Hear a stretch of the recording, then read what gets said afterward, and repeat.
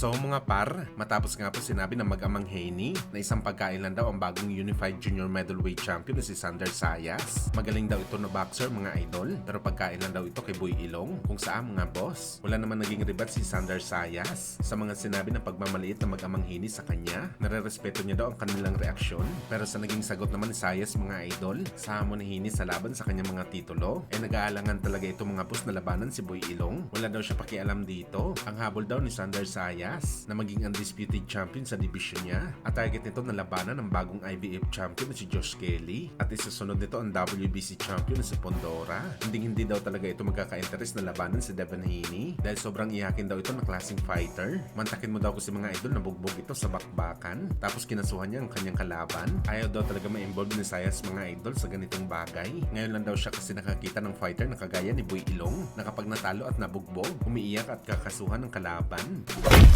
Samantala sa naging panayam naman po mga idol na Robert Garcia, pinaliwanag nito mga idol kung bakit isa sa mga GOAT nito ang ating pambansang kamao Manny Pacquiao. Hindi lang daw siya pati ang kanyang pamilya na sina Mikey Garcia at ama nito na si Big G. Isa sa mga GOAT daw nila si Pacman dahil hindi lang daw sa pagiging 8th division champion ni Pacman, meron pa daw record si Pacman na talagang imposible ma-break sa history ng boxing sports. Ito nga ang pagiging 4-decade champion nito. Mahirap daw i-break ang ganitong record dahil kailangan mo daw lumaban sa boxing sports ng at least 45 anyos ka. Dapat maging kampiyon ka pa sa boxing, o di kaya 16 years old ka pa lang, champion ka na dapat hanggang sa maging 40 plus ka. At paano mo daw gagawin ang ganitong bagay? Walang sinong boxer daw ang nag-uumpisa na maging kampiyon na 16 years old. Imposible daw ang bagay nito mga idol sa ngayong panahon. Mga bata pa daw kasi ang mga boxer na nag-uumpisa sa boxing sports, at pinakasagad nila mag-retire sa bakbakan nasa 35 at 38 anyos pa lang. Lalo pa sa ngayon na mahilig sa bisyo ang mga boxer, hindi kagaya sa mga fighter dati na focus talaga at maalaga sa sarili kagaya ni Manny Pacquiao. Kaya tsantan na Robert Garcia, pantay lang daw ang 4-decade champion ni Pacman sa pagiging 8th division champion nito. Hindi lang talaga nabibigyan ng pansin ng 4-decade champion dahil mas popular sa boxing kung ilang division ang pinagkampyonan mo sa bakbakan.